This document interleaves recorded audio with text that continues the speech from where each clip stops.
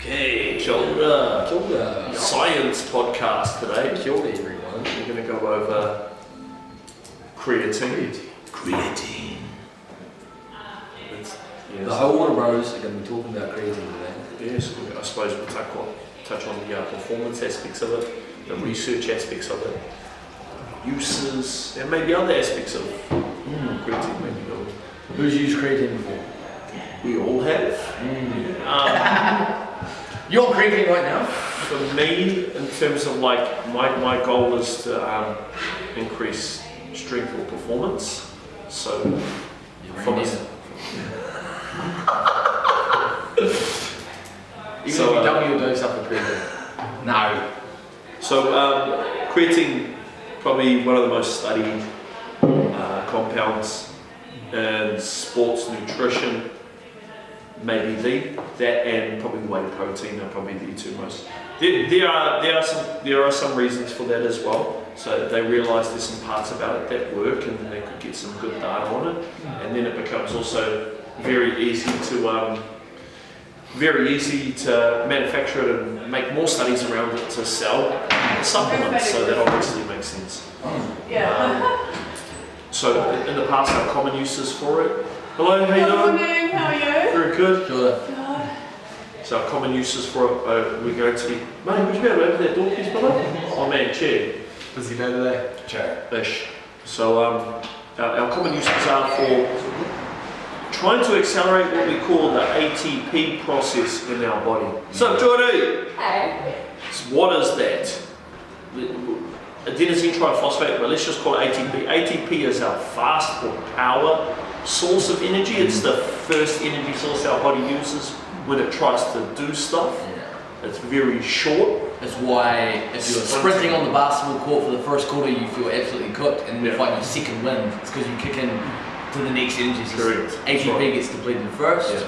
And creatine, what creatine does, can accelerate the regeneration of that system and within our body. So it's supply within the muscle cells. Now, granted, when we supplement it, the body's not this amazing thing that can be hacked. It makes the recuperation of it ever so slightly better. So our ability to be durable in ATP, or our ability to use our ATPs slightly more often for a slightly longer period of time, may become improved. Because you continue to replenish it after you deplete it with training. So maybe I can do another sprint. Maybe I can sustain that intensity just a tiny bit more. So muscular endurance as well. Like you get a couple more reps out. Well, I suppose your ATP endurance improves. So in theory, I can have that little bit of explosion a couple more times. So that's when it comes into the power endurance side of things. What you imagine with continued use would be compounding to a degree. Like, you know, you're getting a little bit extra out of your session, doing a few more reps. And then next time, obviously you repair, you get a little bit stronger than you otherwise would have. It continues to go in there. Oh, yeah. After 3 months of creatine use, you'd probably be finding gains in strength. Yes. Yeah. Training the right way.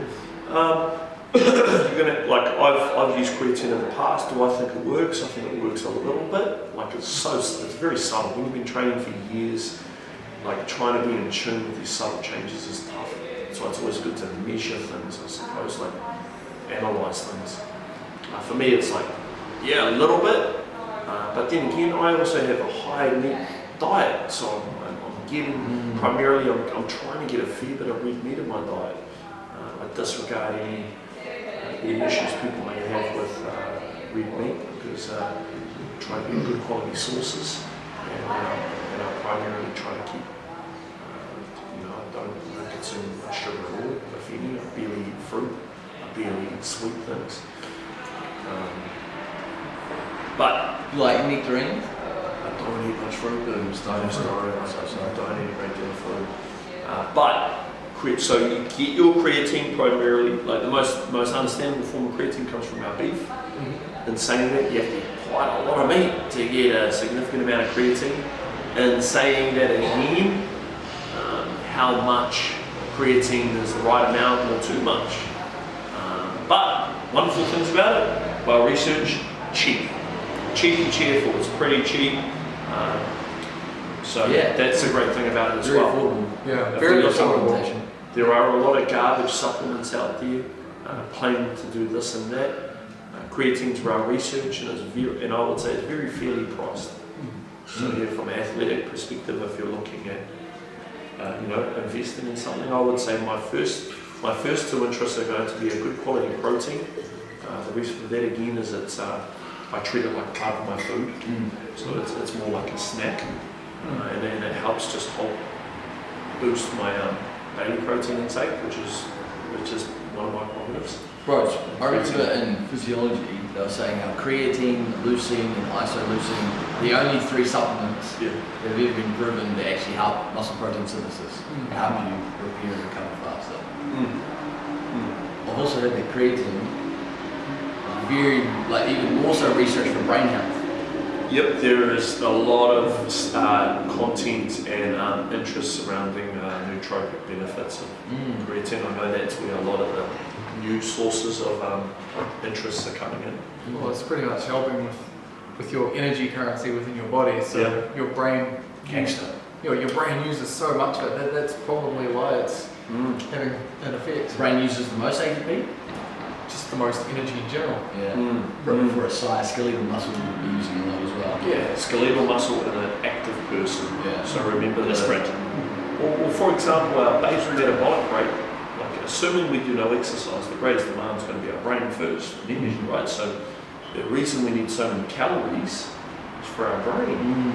Our second system is which is like building this weird muscular frame is kind of odd. It's a very energy demanding thing. It's not really that natural. So that's why they say nutrition is 70-80% of the equation for a bodybuilder. It's like you've got to be eating 10 meals a day. Eat a fuckload. Yeah. But yeah, back to our creatine. Creatine. Yeah. I'm not necessarily sold on this creatine HCl muscle tech, but get it.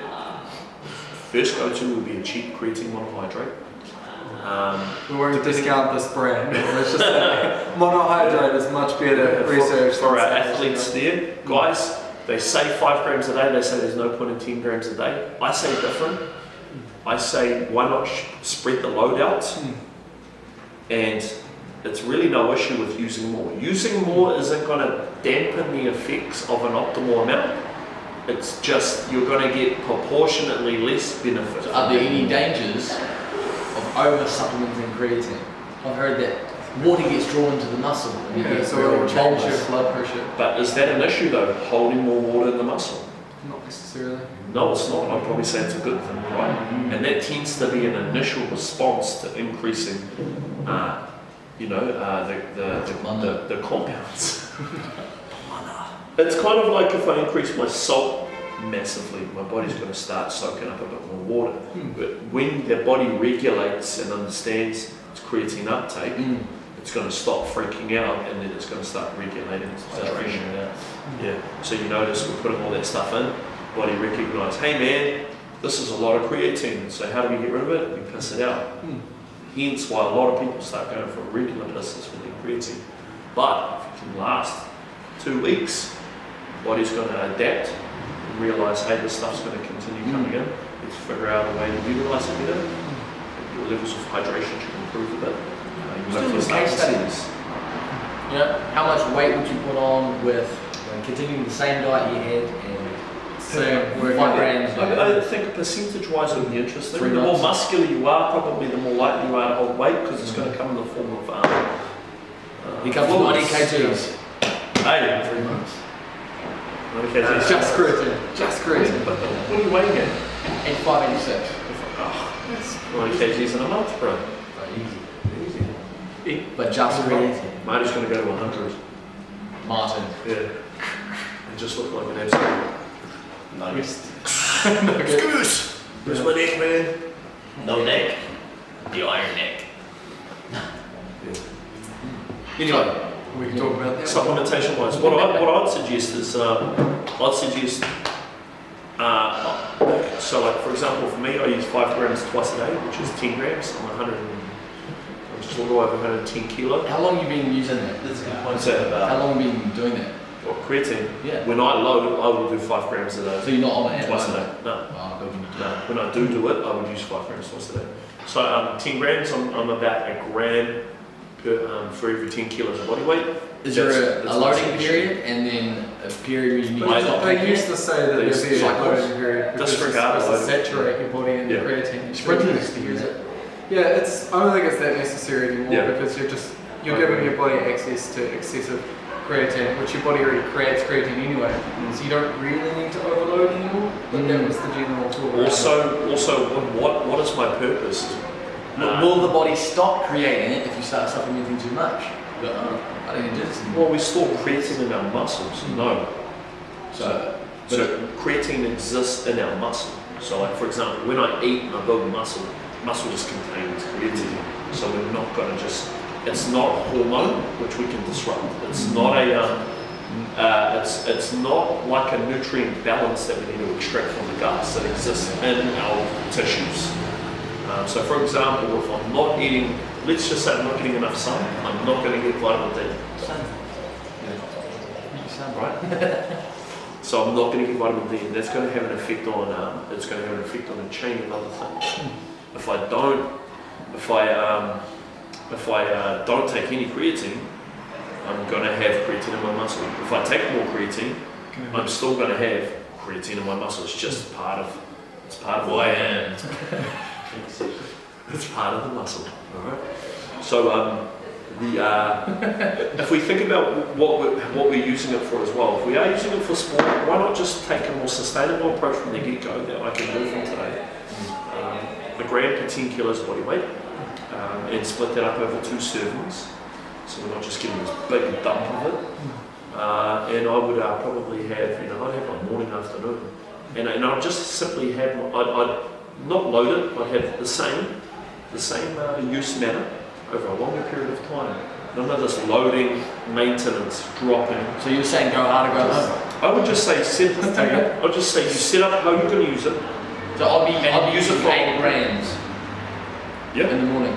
No, 4 grams and then 4. Yeah, 4 and 4. Have twice a day, bro. Yeah. Yes. So for example, I'd have it like, the easiest way to have it is just have it with your post-training shake or meal, and then have one at night, something like that.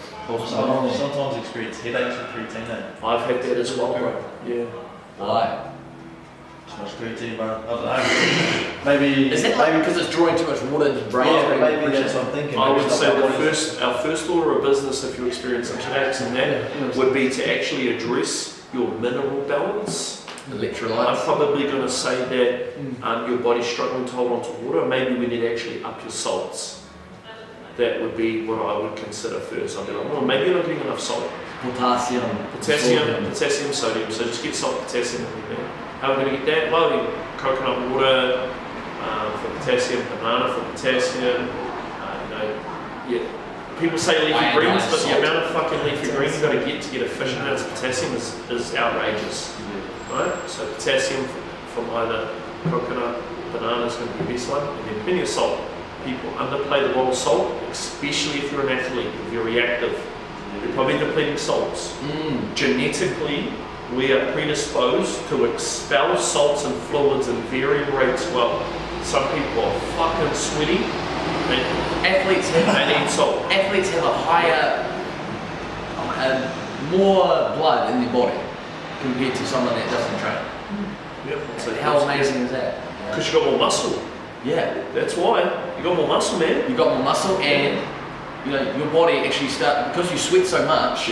It's like, okay, this guy's going to keep doing this. We need to have more in reserve. We need to have more blood. So survival of the fittest. If you get cut open, you're going to survive long because you're fit. You've got more blood to lose. You're using a lot of water, and you're using a lot of water and electrolytes. So if you're going to jump on this, I would suggest just being prepared to up my minerals and water. So leave it alongside with it because we need to maintain balance as well. When we introduce this into the body, it's sending our body systems into a bit of it's out of homeostasis. It's, this is weird. We've got lots of this now, but I haven't got all the other stuff I'm used to having to cope with hydration, to cope with muscle function. Every new thing you're adding to your body is just like throwing a new spanner into That's the works. right. Gotta readjust and Figure find it out. the balance. That's right. Yeah, just gotta You're experiment adaptable. a little bit. If I'm going to put a bit more food in, I need to exercise a bit more. I need to manage the use of it.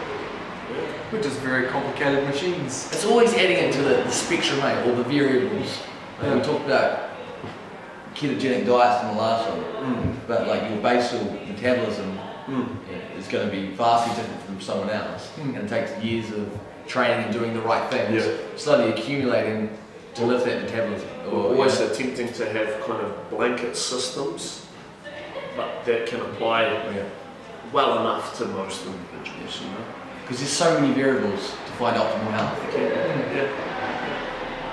So we keep it simple. Hang out with friends. 1 gram for every 10 kilos body weight. Go for a walk.